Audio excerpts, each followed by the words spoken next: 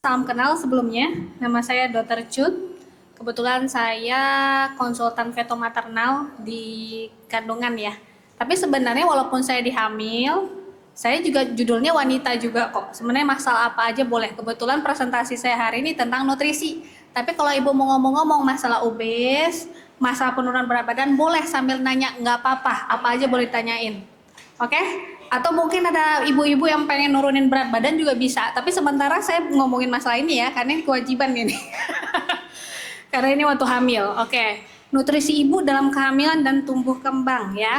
Ini kalau yang ini saya ingin aja ya. Jadi kalau untuk pertumbuhan janin itu disebabkan karena ada interaksi antara potensi genetik dan maupun suasana lingkungan di dalam rahim. Jadi kalau kita bilang berat badan wanita hamil kok bisa berat sih? Kenapa? Karena di dalam itu banyak, ada plasenta, ada akumulasi rahimnya jadi besar, payudaranya besar. Kenapa sih sebenarnya kamu dari makan macam-macam, selalu makan dong, mau macam-macam, mau cari pasar. Karena kuncinya kalau makan sedikit, tapi sering. Karena kalau itu masih banyak kok yang penting pasien mau makan cukup. Karena tidak kebutuhannya kan kalau semester 1 kebutuhan kalori sama seperti sebelum hamil. Beda semester 2 semester 3. Justru sebenarnya tidak hanya semester 3, pada saat lagi-lagi ibu lagi menyusui. Ingat bahwa kebutuhan itu ada penambahan 200 kilokalori. Harusnya energi yang dibutuhkan pada ibu mereka menyusui itu jauh lebih besar. Kenapa? Dia capek. Dia butuh energi capek, dia menyusui. Nah, dia begadang, dia menyusui, dia stres ngurus bayinya. Akhirnya apa? Gak sempat makan. Itu salah manajemen waktu. Jangan nanti, ini terutama untuk ibu-ibu yang baru, mungkin ini udah ibu lama ya, tapi mesti ibu-ibu yang baru melahirkan. Pada kapan kita istirahat pada saat menyusui? Ya waktu bayinya tidur, kita juga ikutan tidur. Jangan waktu bayinya udah kita habis nyusu nih, terus bayinya tidur, kita main game, main HP, begitu bangun ngurus lagi. Makanya ibu-ibu habis lahiran banyak stres. Kenapa? Manajemen waktunya nggak cukup. Akhirnya apa? Kalau manajemennya nggak benar, lihat deh, mungkin lihat tetangga, lihat saudara-saudara menyusui, kok makin kurus sih? Atau anak saya makin kurus, makin langsing. Itu berarti ada yang salah dengan makannya. Disitulah fungsinya kita sebagai supporting system. Siapa? Suami. Siapa? Orang tua. Siapa? Saudara. Untuk membantu ibu-ibu yang ibu baru khususnya. Gitu ya. Jadi kalorinya tuh berbeda sekali. Ini kebetulan karena hamil aja. Sebenarnya pas habis lahiran tuh penambah. Ada kan yang ibu seger kok, dia lahiran seger-seger aja. Ada. Kenapa? Nutrisinya bagus. Satu lagi dia nggak stres. Ya, makanya banyak nanti ujung-ujungnya kemana? Depresi postpartum. Ujung-ujungnya kemana? Pernah dengar blue baby syndrome nggak? Kan ujung kecewa, cemas, merasa nggak pede untuk merawat bayi. Akhirnya support system suami nggak nolongin, macam-macam, keluarga nyalahin, macam-macam. Padahal dia udah stres dengan ngurusin anaknya. Jadi yang membuat bayi ibu-ibu seperti itu siapa ya? Kita. Siapa yang nolongin? Kita juga, terutama keluarga terdekat. Oke, ya.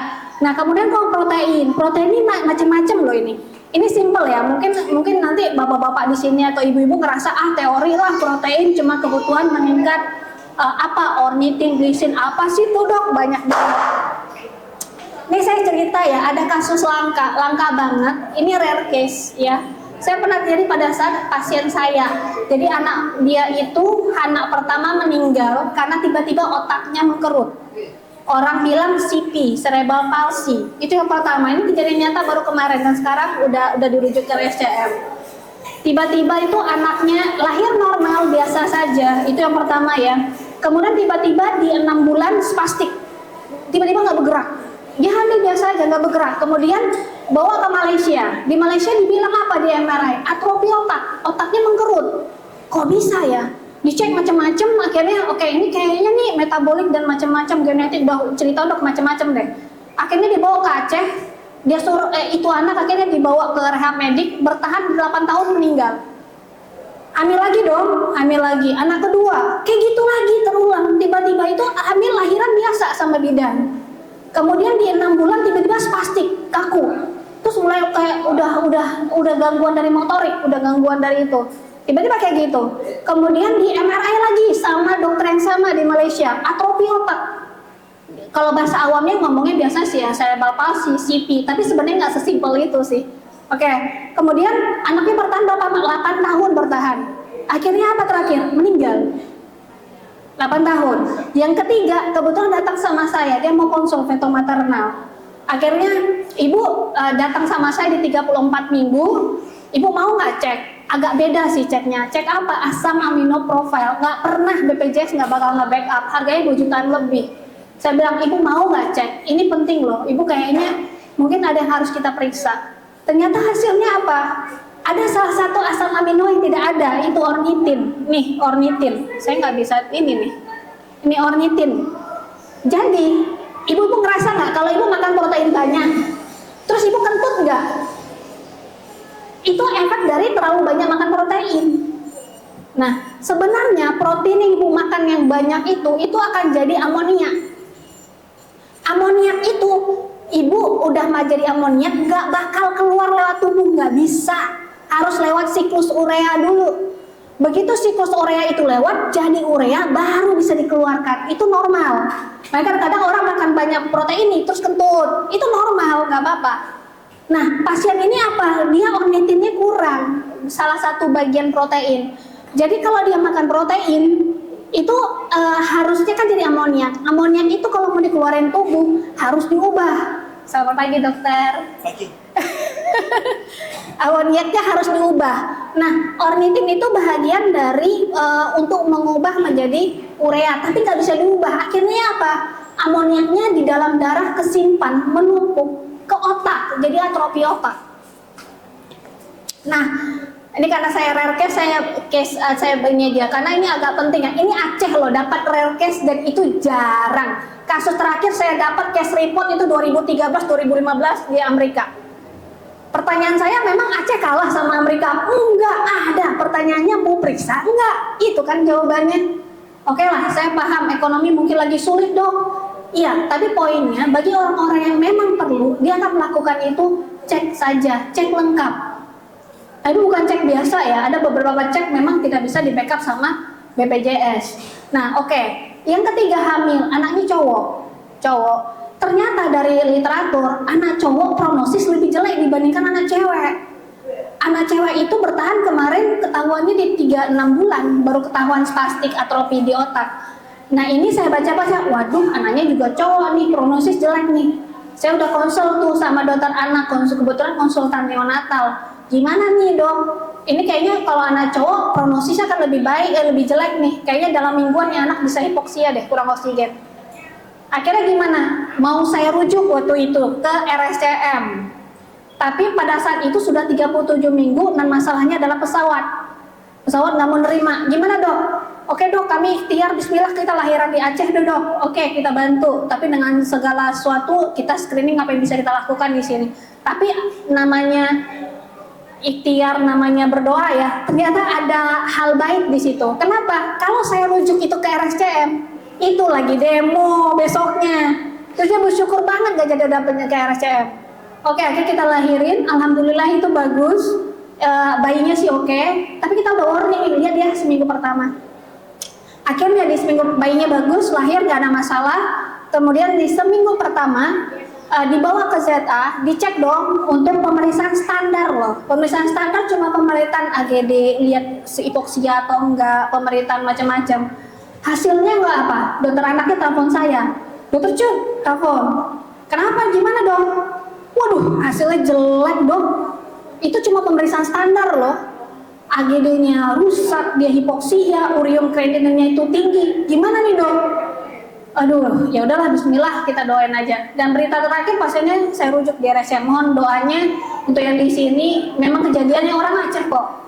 Dan bismillah kita doain terbaik lah buat anaknya. Tapi itu memang genetik dan terus terang sulit. Kita kalau khusus untuk bagian itu metabolik pediatrik tidak aja di Aceh. Ada lagi sekolah tapi belum balik.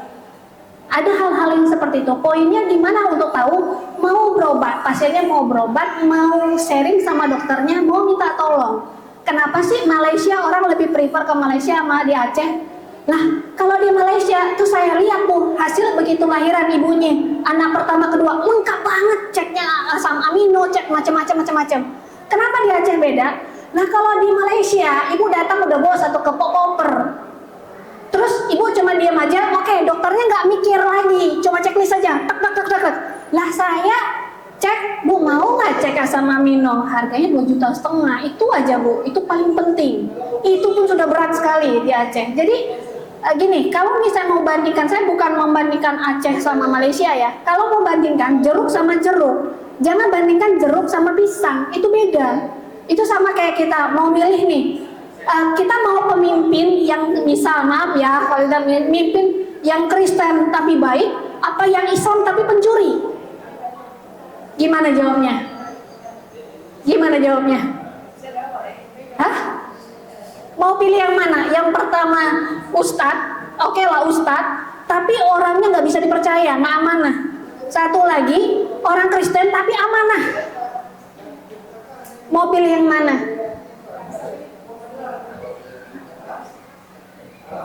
Pertanyaan saya adalah dua-dua premisnya itu salah, pertanyaannya salah. Pasti orang maunya pilih yang ustadz yang baik, orang Islam tapi pemimpin yang amanah. Setuju nggak? Kenapa pertanyaannya salah? Kalau mau bandingin jeruk sama jeruk. Kalau bandingin ustadz, ya ustadz sama yang pencuri, ustadz sama yang nggak amanah, atau ustadz sama yang baik, gitu dong. Kalau penelitian kan kayak gitu, kita carinya karakteristik yang sama. Nah, kadang-kadang di masyarakat itu opini dua itu salah, premisnya salah. Dari awal pertanyaan sudah salah, makanya jawabannya salah mulu kemana-mana. Kerasa nggak sih dalam hidup masyarakat kayak gitu? Begitulah yang terjadi. Jadi coba deh lebih aware sama masyarakat di Aceh. Aceh itu nggak kalah sama Jakarta. Kita tuh banyak kok konsultan di Aceh. Pertanyaannya mau nggak berobat? Mau nggak? Itu saja kan? Oke, kita lanjut ya. Selanjutnya. Nah ini untuk beberapa vitamin dan mineral yang dibutuhkan tubuh. Kadang-kadang ada pasien sama saya, dok, perlu nggak sih dok minum vitamin? Perlu nggak minum vitamin? Jawabannya apa? Saya nggak jawab itu. Perlu. Kenapa? Sebenarnya diperlukan tubuh cuma 3. Makan nutrisi cukup, istirahatnya cukup, dengan tidurnya cukup, kemudian yang no stress, itu cukup. Vitamin buat apa? Supporting role, yang membakar itu, membuat jadi maksimal. Pasien nggak mau makan, terus dia nggak mau makan, tapi saya minum vitamin terus. Pertanyaan saya, ngefek nggak? Nggak bakal ngefek, iya nggak? Ibarat kayak kita paksa nih, kasih kita vitamin yang paling bagus, paling mahal. Pasien nggak mau makan, tidurnya nggak benar, maksimal nggak? Enggak. Kadang-kadang kita tidak bisa memaksimalkan apa yang udah kita punya. Jadi pertanyaan saya, penting nggak minum vitamin waktu hamil? Penting, tapi jangan lupa support, semuanya tuh ke support. Sama kayak saya bilang, saya mau diet dok, mau diet dari itu mana tuh teman-teman apa siapa yang di sini mau diet dari sebulan yang lalu sampai sekarang masih mau mulai, belum mulai. Sebenarnya diet itu, saya nggak bisa dok, makanan susah dan macam-macam. Emang hanya untuk diet? Kan enggak. Pertanyaannya diet itu bisa nggak kita sendiri? Sebaiknya ada coach, ada yang nemenin, ada yang ngatur. Yang kedua adalah olahraga. Yang ketiga ada sesuatu yang membantu supaya menurunkan berat badan. Kan seperti itu. Poinnya semua kenapa? Kenapa sih orang bisa metabolik, stres metabolik, penyakit metabolik? Kenapa sih bisa obes? Kan siklusnya nggak jalan tuh. Coba deh rata-rata orang obes nih. Maaf ya. Maaf banget, gak niat loh. Kok jadi ketawa ya? Maaf, enggak. Saya juga lagi ini kok, saya juga lagi berusaha. Nah, coba lihat, rata-rata pasti nggak seimbang. Ditanya sama temennya yang kira-kira punya berat badan yang agak berlebih, tidurnya cukup nggak? Pasti nggak cukup. Yang kedua, makannya bener nggak? Pasti banyak makan nggak bener tuh. Kenapa? Makanan olahan tuh, itu paling cakep tuh untuk nambahin. Ingat loh, sebelum obes pertama kali yang dia serang itu perut, lemak visceral.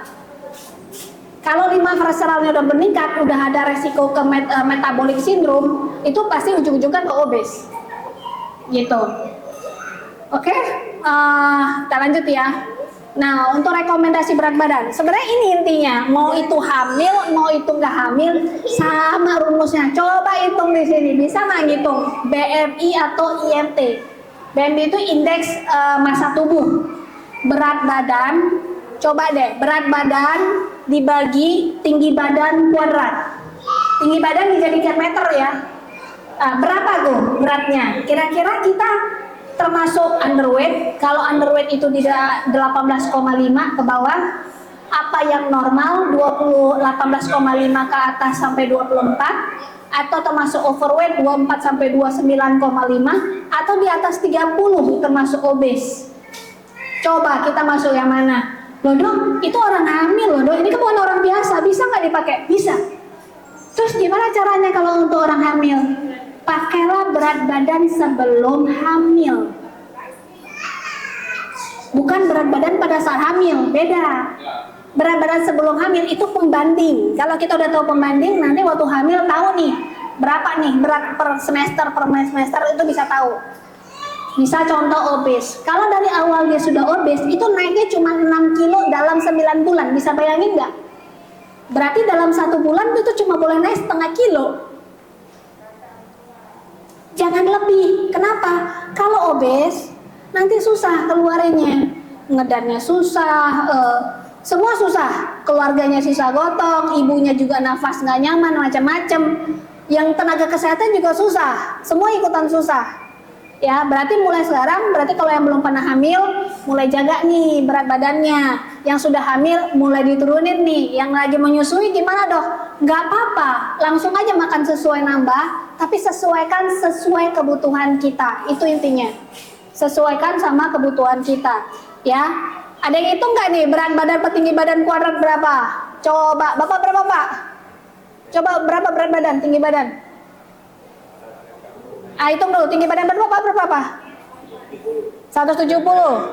Beratnya berapa? Pak siapa? Pak Reza. Oke, Pak Reza tinggi badan 170. Berat badan berapa? Berat badan 63. 170 itu dijadiin 1,7. 1,7 kali 1,7 berapa?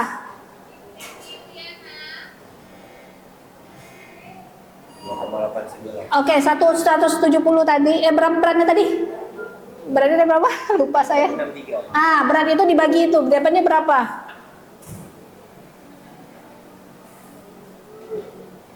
Tadi dikasih jadi meter ya. Jadi berapa? 21,7. 21,7. Nah, menurut ibu-ibu mau Pak Reza normal nggak? Normal nggak?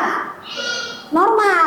Nah, pertanyaan saya, jangan sampai lihat Pak Reza looks like sih oke ya, BMI-nya oke ya. Pertanyaan saya, lingkar perutnya berapa? 86. Normal nggak untuk laki-laki? Normal. Oke, applause buat Pak Reza. Keren. Top, jadi cowok oke ya. Nah gitu. Jadi kapan tuh kita bilang kalau untuk laki-laki sama untuk perempuan beda lingkar perutnya? Coba deh diukur nanti di rumah ya. Jangan harap ada berat badan sesuai tapi lingkar perutnya belum tentu loh ya. Kalau misalnya lingkar perutnya itu tinggi, kalau pada perempuan di atas 80, pada laki-laki di atas 90. Kalau tinggi, lihat aja tuh. Ya, pastikah ada sindrom metabolik? Bisa yes, bisa enggak. Nanti ujung-ujung ke arah mana? Obes. Ada chance nggak buat obes? Ada. Nah kebetulan Pak Reza cukup dipertahankan. Ya. Oke, ya itu gampang kan? Nggak sulit kan? Oke, kita lanjut. Gampang kan ya, Kak? Gampang ya? Oke, lanjut aja ya, perlu aja ya kebutuhannya. Kalau misalnya untuk kalori ya, ini kalau karbo, sumber protein, mengatur metabolisme, membantu pengeluaran. Ingat ya, kalau ibu-ibu pengen diet, kadang-kadang kita salah, pengen diet nggak mau makan karbo, itu salah ya. Bukan berarti nggak boleh makan karbo. Kalau pengen diet boleh karbo, tapi ada berapa persennya? Ada yang pengen turunin berat badan nggak di sini? Saya nggak bilang ibu hamil, nggak berat-berat ibu hamil juga boleh. Kamu turunin berat badan nggak? Mau turunin berat badan nggak? Oke, ada 3 caranya. Yang pertama one meal a day, yang kedua intermittent fasting, yang satu lagi my plate. My plate itu piringku. Yang paling gampang diikutin itu piringku. Nih, buat kakak ya. Nah, kalau yang satu piring, kalau memang pengen diet, itu standarnya 50, 30, 20%. 50, 30, 20%. 20% apa? Karbo, nasi. Jadi kalau mau nurunin berat badan bukan gak makan karbo. Salah itu. Ya, 50, 30, 20% itu adalah nasi, karbo. 30% apa? Serat. Harus kaya dengan serat. 50% apa? Protein. Protein. Jadi pertanyaan saya, kalau mau jadi nasi 20%, berapa sendok tuh Kak? Berapa sendok? Yelah.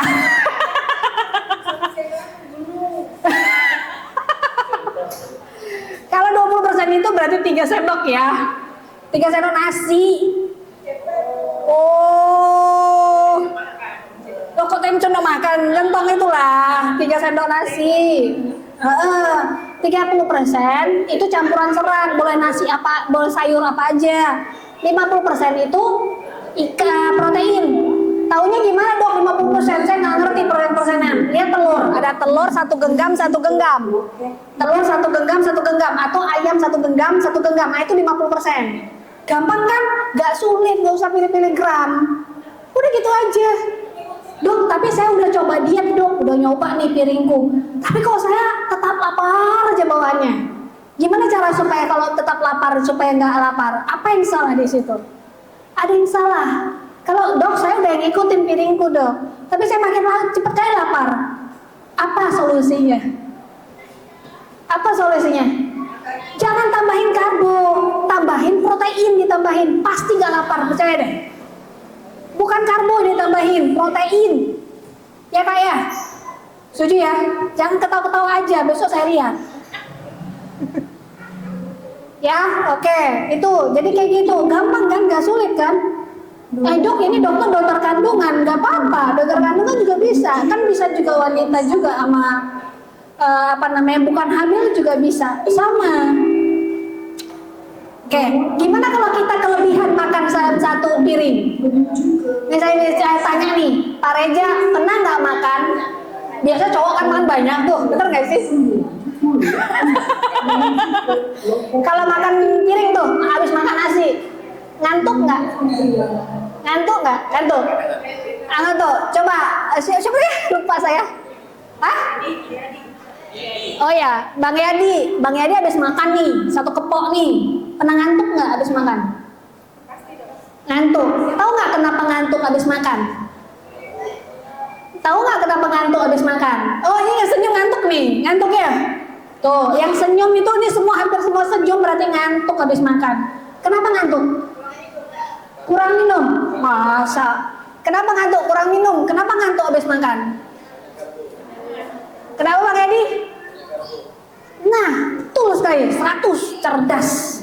Jadi kalau misalnya kita makannya banyak, terus gak seimbang, karbohidratnya kebanyakan, nasinya, pasti ngantuk. Kenapa? Karbonya kebanyakan. Yang harusnya karbo 20% malah 170%. Gimana gak ngantuk? Nah, kalau ngantuk itu apa sih efeknya? Kalau ngantuk efeknya apa? Ada 2 solusinya. Bisa tidur dok. Ya udahlah kalau tidur gak usah tanya sama saya. Yang kedua, apa istilahnya kalau ngantuk? Kalau ibu-ibu atau bapak di sini makan banyak, karbonya kebanyakan terus ngantuk, itu berarti ibu mengalami intoksikasi kalori. Pernah dengar nggak? Pernah dengar nggak intoksikasi kalori? Pernah dengar Pak Reja? Pernah dengar Bang Yadi? Pernah dengar nggak?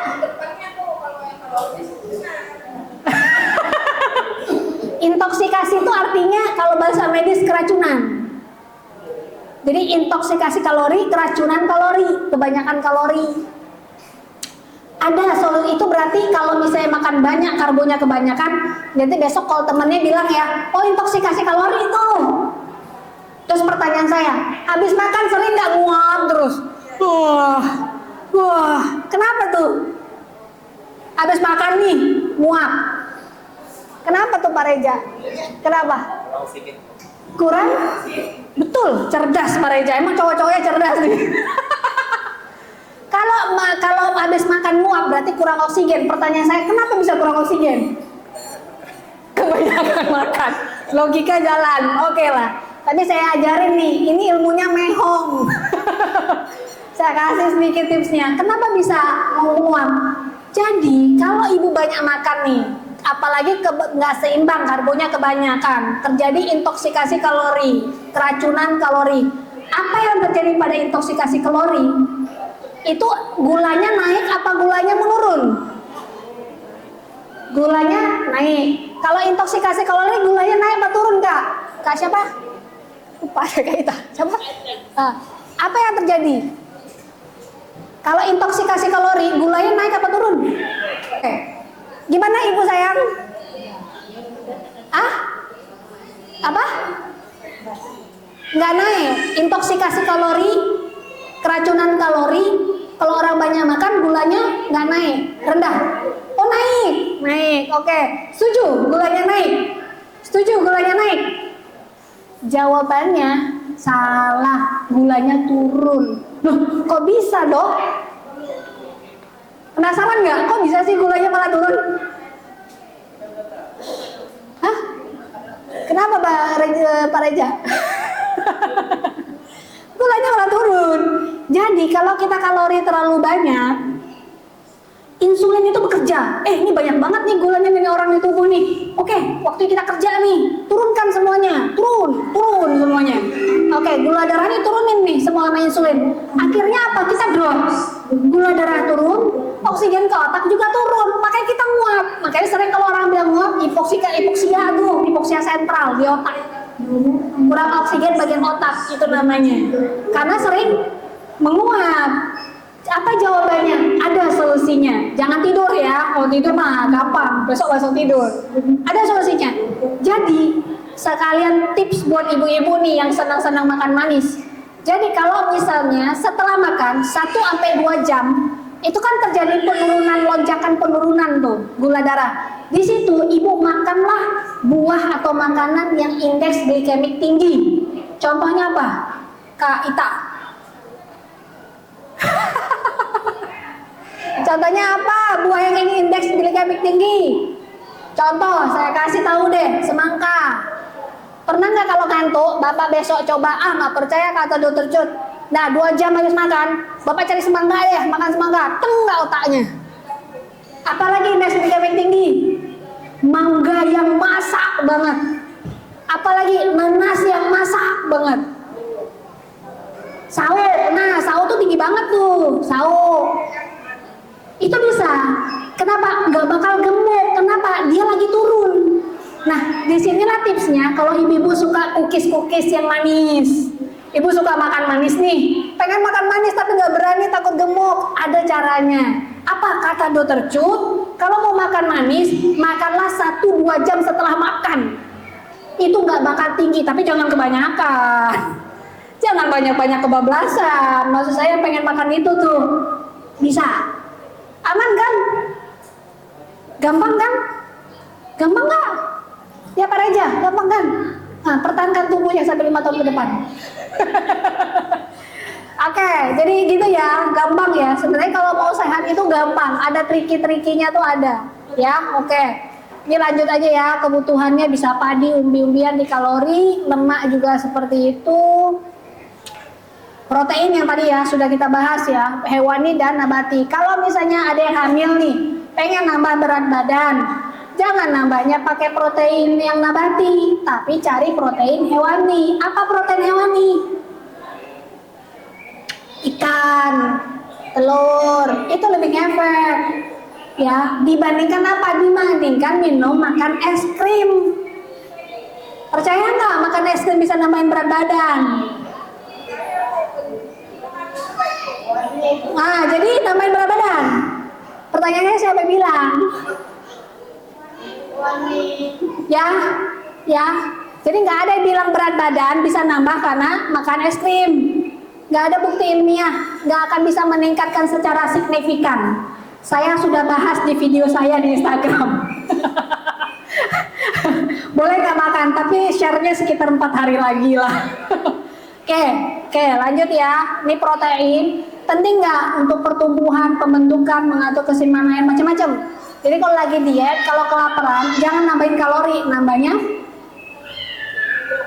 Protein, udah pinter Kak Ita. Besok ini ya. Oke, sumber protein hewani apa? Susu, telur, daging, nabati, kacang kedelai. Nah, ini yang dibutuhkan nih, banyak sekali butuhnya. Kalau mikro itu termasuk kayak vitamin A, D, ya, lemak, mineral, semua macam-macam vitamin A, vitamin D, vitamin E, vitamin K, vitamin K, C, B, mineral. Ini semua penting ya. Besi, iodium itu semua penting ya. Zinc dan macam-macam itu penting ya. Selenium, nah itu semua adalah mikronutrien yang diperlukan untuk hamil. Ya, nah untuk programming untuk bayi perkembangan janin itu nutrisi harus cukup. Ibu pernah lihat bayi kecil nggak? Bayinya mengkerut kayak orang tua. Itu namanya lah stunting atau kita bilang pertumbuhan janin terhambat. Jangan sampai ya. Makanya dicek ya, dikontrol teratur ya. Karena kalau misalnya stunting atau pertumbuhan janin terhambat masalah di pembuluh darah nggak bisa kita perbaiki. Yang bisa kita perbaiki cuma di diet, dimakan. Ingat loh, nggak bisa diperbaiki. Gimana taunya? Ya, taunya harus periksa arus darah dengan USG feto maternal. Ya, oke, overnutrisi ini untuk hamil. Itu susah. Kenapa? Nanti untuk kemungkinan perlu operasi kalau istrinya dia obes pada saat hamil, kemudian butuh induksi karena mulusnya susah, komplikasi pasti akan lebih besar dan infeksinya itu banyak, mau itu semester 1, semester 2 dan semester 3. Preeklamsia juga ini dari penelitian yang overweight atau obes itu mengalami preeklamsia 2:1. Jadi jauh lebih banyak dibandingkan ibu-ibu yang tidak preeklamsia. Jadi kalau misalnya ibu kemarin hamil, tahu preeklamsia gimana sih dok? Ibu lihat aja deh kalau dulu waktu hamil dirawat, pernah dikasih obat panas nggak sama dokternya? Kalau pernah dikasih obat panas berarti ibu kemungkinan preeklamsia pada saat itu, tekanan darahnya tinggi, gitu taunya. Ya, pernah dikasih obat panas nggak? Oke. Nah kalau berat badan lahir rendah gimana tuh? Underweight di bawah 18,5 tuh. Nah itu harus dilihat, bisa bayi besar, bayi kecil. Nah kita sesuaikan nutrisi sesuai dengan kebutuhan ibu pada saat itu. Jadi nggak bisa disamakan. Case per case itu beda. Contoh nih, ada pasien datang sama saya, dokter nggak datang sama saya sih, nanya di IG ya. Dok saya minum KB pil, tapi kok saya hamil. Kenapa kak? Saya minum pil KB, tapi saya hamil. Kenapa? Kok pil KB-nya nggak ngefek? Kenapa kak? Hah? Kenapa? Kadang perlu tahu ya, semua obat itu sesuai populasi secara general. Jadi kalau misalnya itu orang obes, minum pil KB yang sesuai dengan standar berat badan standar, nggak bakal ngefek. Nggak bakal ngefek. Jadi ada hal-hal yang seperti itu, semua KB sesuai sama kebutuhan dan sesuai sama karakteristik kita sendiri. Nggak bisa sama. Sama kayak USG nih, kenapa sih saya hamil? USG sama dokter A dibilang 27 minggu, dan sama dokter B 28 minggu, dokter C 30 minggu. Berarti ibunya nggak paham yang namanya USG itu seperti apa. Kita kalau misalnya mau USG, berat hamil, berat aja, itu saya hitung, itu standarnya adalah hitung berat sebelum hamil. Sama kayak USG. USG itu harus kita punya pembanding awal. Ibarat kalau kita buat penelitian nih, kita butuh kontrol.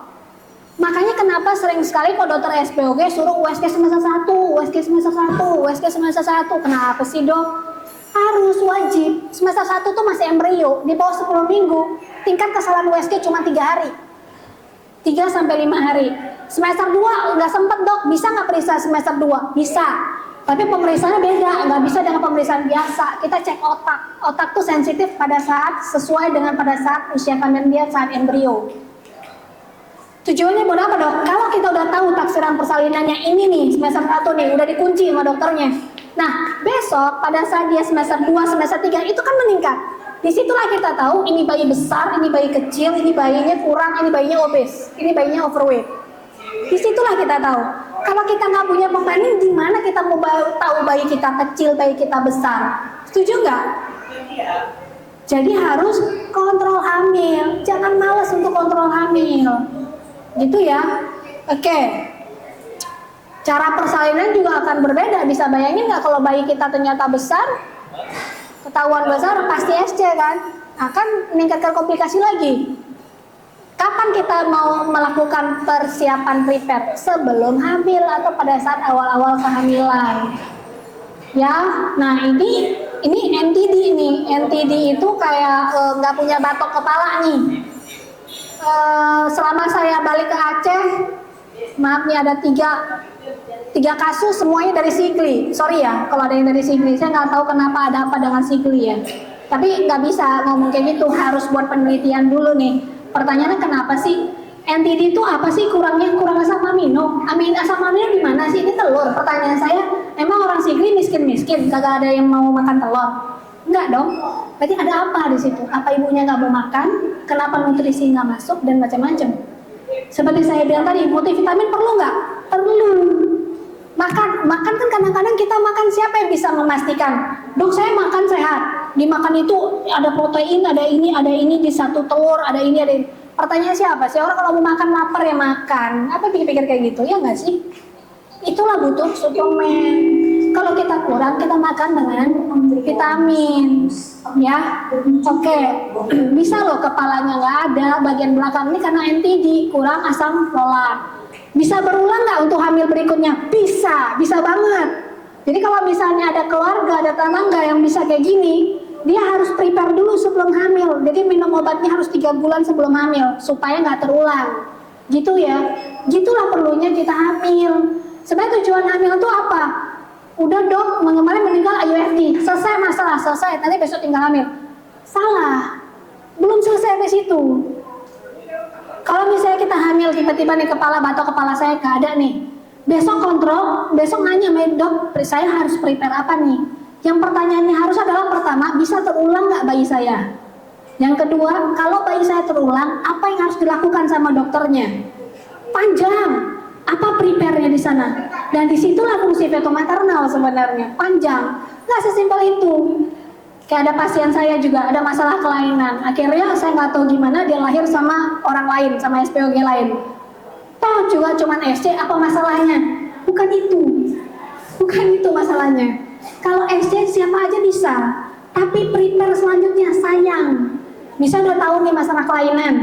Harusnya itu pada saat lahir bukan sesimpel itu. Prepare apa yang harus kita lakukan untuk preventif, atau kalau memang misalnya gastrosisis, misalnya ususnya menjalar gitu. Kita pada saat lahir udah prepare tuh sama kolaborasi sama dokter anak, dokter obgyn, dokter anak, dokter bedah anak, udah kolaborasi. Itu yang pertama. Yang kedua, prognosis gimana? Kita yang buat prognosis. Bagus nggak chance-nya? Kalau chance-nya bagus, prognosisnya bagus, kemudian waktu operasi kita prepare. Yang ketiga adalah gimana cara bisa dikoreksi, nggak bisa diperbaiki. Disitulah fungsinya. Jadi nggak selesai. Cuma kadang-kadang orang udah selesai, udah dong bayi saya meninggal, selesai, case close. Enggak. Kenapa yang saya cerita pasien saya yang pertama? Karena kebetulan memang dia agak ekstrim ya. Anaknya spastik, udah mulai kejam kayak gitu, udah mulai atrofis. Anak pertama, anak kedua juga kayak gitu. Anak ketiga resiko ke situ lebih tinggi. Kenapa dia mau cek? Karena ada historis itu. Pertanyaan saya, memang harus ada histori riwayat kepersalinan yang jelek baru dicek? Kan enggak. Benar nggak? Itu yang awareness, kesadaran yang harus kita tahu. Kenapa sih Aceh ketinggalan? Ini saya bilang ya, Aceh, saya bisa bilang ketinggalan 5 tahun dari Jakarta. Di Jakarta udah pada tahu tuh SK fetomaternal, udah tahu tuh tentang NIPT dan macam-macam, udah tahu tuh masalah kromosom. Di Aceh, cowok apa cewek dong? Saya juga kadang-kadang, aduh, bingung saya. Tapi ya nggak apa-apa, nggak ada masalah, itu pilihan. Nah, kembali lagi awareness dan knowledge pasien, mau sampai sini nggak? Mau sampai ini apa mau tahu lebih nggak? Itu kembali ke pasien. Dan itu pilihan dari pasien itu sendiri. Itu wajib tahu. Dan Indonesia itu kalah jauh 20 tahun loh ya, sama Amerika ya, 20 tahun ya. Dan pertanyaan saya, Aceh emang harus tinggal ke belakang? Jawabannya enggak. Sekarang itu sudah ada IT, sudah ada teknologi, sudah ada internet. Dulu saya kalau misalnya mau belajar saya waktu SD, waktu SMP, IPK itu saya pikir-pikir orang Jakarta kok pinter-pinter ya. IP-nya tuh tinggi-tinggi, bagus-bagus, pinter-pinter anaknya. Kalau saya di Aceh dulu susah sekali. Kalau mau masukin naik IP, dulu IP sih, saya nggak tahu sekarang. IP naikin aja tuh kayak belajar, nggak tahu saya mau belajar apa, mau dari mana. Kenapa sih orang Jakarta lebih pinter daripada orang Aceh? Jawabannya salah pemikiran seperti itu. Kenapa? Karena mereka chance yang buat soal kan di sana. Chance untuk ngajarin kan dari sana. Informasi lebih cepat di sana dibandingkan di Aceh. Bukan Aceh kalah. Tapi kalau sekarang positifnya, kalau mau kita aware lebih ngerti, lebih dibuka, open minded, buka informasi, buka semuanya macam-macam. Kita akan dapat informasi yang sama. Kenapa? Sekarang ada YouTube, sekarang ada Instagram, sekarang ada TikTok. Tapi yang lihatnya bener ya, jangan ngaco ya, lihatnya bener. Itu semua informasi terbuka. Kalau mau, kira kita nggak bakal ketinggalan. Paham ya? Oke. Ini dengan macam-macam, kalau kurang asam folat, defek neural tube, yang nggak ada kepala, macam-macam ya. Iron, anemia, bisa loh dalam hamil kita tahu ini bayi anemia atau enggak, asal ibu mau cek. Bisa. Oh, emang bisa dok? Terus kalau anemia dalam kandungan gimana? Bisa transfusi nggak? Bisa. Kalau mau aja, pertanyaannya mau nggak? Nah, kemudian zinc sama vitamin A, untuk apa? Untuk kekebalan juga. Oke? Udah lah, intinya mineral itu perlu. Kesimpulannya terakhir adalah, walaupun vitamin supporting system, tapi ingat, vitamin itu support system, tapi juga penting. Tapi kita juga harus jaga badan, jaga diri, dalam arti adalah yang paling primary important itu apa? Istirahat cukup, tidur cukup, sama makan teratur, sama no stress. Dengan olahraga dan macam-macam itu dulu. Nah, vitamin itu akan meningkatkan impact-nya untuk outcome yang lebih baik.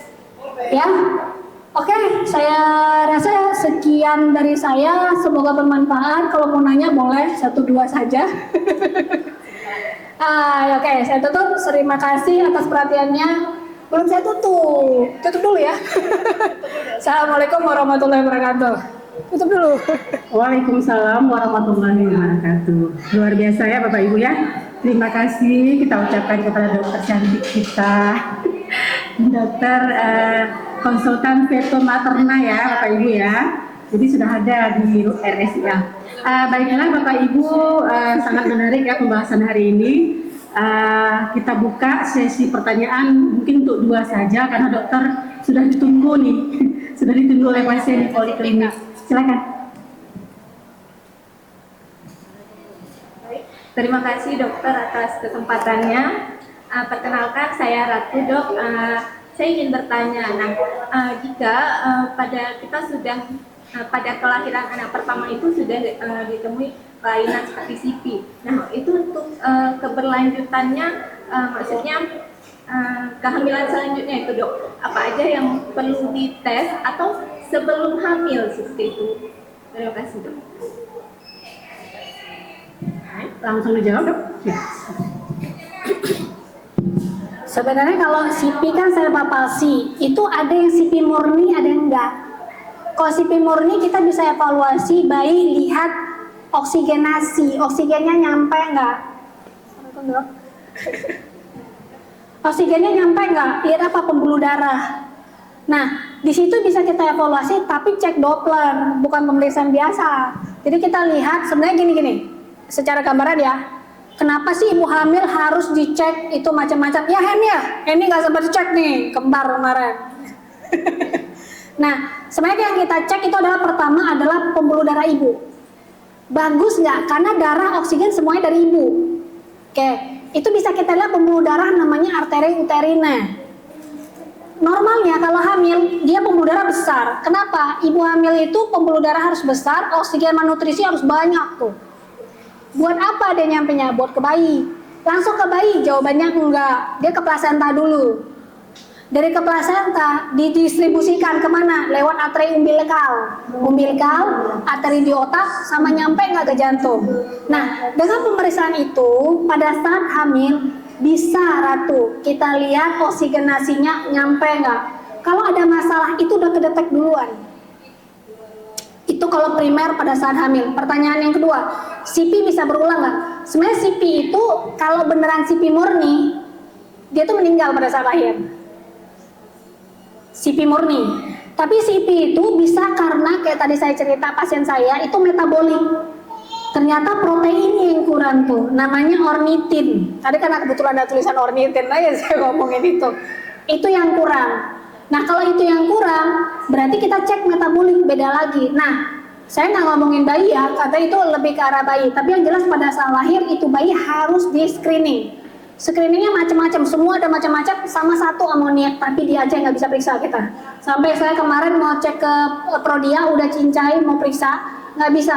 Itu pertanyaan saya, kenapa nggak bisa cek amoniak di Aceh? Di Aceh nggak ada, kita harus kirim ke Jakarta. Di Jakarta sampelnya harus fresh 2 jam. Nggak mungkin kan kita potong di sini. Kalau 2 jam harusnya potong di sana dong, kan 2 jam. Aceh sama-sama belum lagi pesawat, Malaysia belum lagi pesawat, butuh waktu, Medan juga butuh waktu. Jadi gitu ya, itu kalau mau cek metabolik yang saya bilang tadi. Nah kembali lagi, kalau CP lihat, contoh kayak pasien saya yang gangguan metabolik, untuk ibunya berarti pertama, kan masalah semua di ibu, ingat loh, Ratu lahiran, semua ibu di dunia, mau cowok sama cewek, itu mewarisi mitokondria ibu. Semua. Makanya kenapa kok kalau Ratu punya anak cowok pinter, lihat ibunya yang pinter. Kalau misalnya ada bapak nih cowok ini kok cerdas banget, lihat mamahnya tuh pinter, karena dia bawa gen dari mamahnya.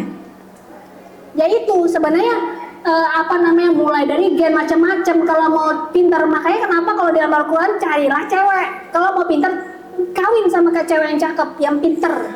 Kalau mau badannya bagus anaknya, cari cowok yang ganteng. Karena karakteristik semua physically di cowok. Gitu. Ya. Oke, kembali lagi.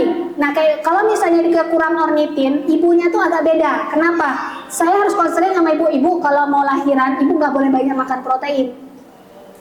Kalau anaknya kurang ornitin, berarti ibunya kan kurang ornitin. Kenapa saya bilang nggak boleh makan protein? Kalau proteinnya terlalu banyak, amoniaknya menumpuk. Kalau amoniaknya menumpuk, kalau kasus yang paling parah ibunya bisa sesak napas. Karena amoniaknya nggak bisa dikeluarin, kan nggak bisa jalan tuh siklusnya, nggak bisa jadi urea. Harusnya amoniak jadi urea, nggak bisa jalan. Itu pertama. Yang kedua, kalorinya ini harus dipertahankan. Jadi ada beberapa persiapan untuk pasien-pasien khusus pada saat mau lahiran dan pada saat setelah lahiran. Pertanyaannya, kalau terulang lagi nggak dok? Jawabannya bisa. Tapi karena kenapa? Kalau ibunya ini punya kekurangan ornitin, namanya defisiensi OCT. Chance dia untuk dapetin anak yang sama itu 50%. Chance dia untuk dapetin anak yang sama 50%. Kalau konsulen saya bilang, maaf ya ini udah ganti istri aja lah, selesai. Tapi kan nggak gitu ceritanya. Kalau nggak ada dokter. Cuman susah. Terus terang kalau yang kasus saya bilang tadi sulit. Bahkan nggak hanya saya, Malaysia aja nggak selesai itu di Malaysia. Jadi bukan kita nggak bisa. Pertanyaannya adalah karena di Aceh kita keterbatasan pertama biaya, yang kedua lab-lab dan lain-lain, yang ketiga adalah sama dokternya aja nggak open. Itu dulu. Jadi sebenarnya yang paling sulit itu negakin diagnosis Ratu. Kalau kita negakin diagnosis kayak saya sulit dapetin diagnosis. Begitu saya dapat udah diagnosis, saya kasih tahu dokter anak nih. Nah dia gampang, nggak mikir kiri kanan lagi dia lurus nih penanganan kesini aja, itu lebih cepat. Ya, dan banyak kasus yang lain chance buat berulang kayak tadi bilang tuh. Saya nggak ngomong CP, kepala nggak ada, bisa nggak berulang? Bisa. Nah, tapi positifnya kalau ini beda. Ini cuma seharusnya tidak ada batok kepala itu nggak boleh terulang. Kenapa? Itu sesuatu yang bisa dicegah. Kayak preeklamsia. Harusnya nggak boleh preeklamsia. Kenapa? Bisa dicegah. Kapan dicegah preeklamsia? Dari semester 1 kita udah bisa prediksi ini orang bakal preeklamsia atau enggak. Bisa, tapi dengan USG veto. Nggak bisa sama USG biasa. Karena yang kita lihat apa? Pembuluh darah dari Ratu. Pembuluh darah uterinanya. Semua bisa Ratu. Pertanyaannya, Ratu mau sampai ke sini, mau tahunya, apa sampai ke sini, apa sampai ke sini? Itu aja. Saya kalau ada pasien cuma tahap yang segini aja, saya akan tahap segitu aja, tapi saya maksimalkan segitu.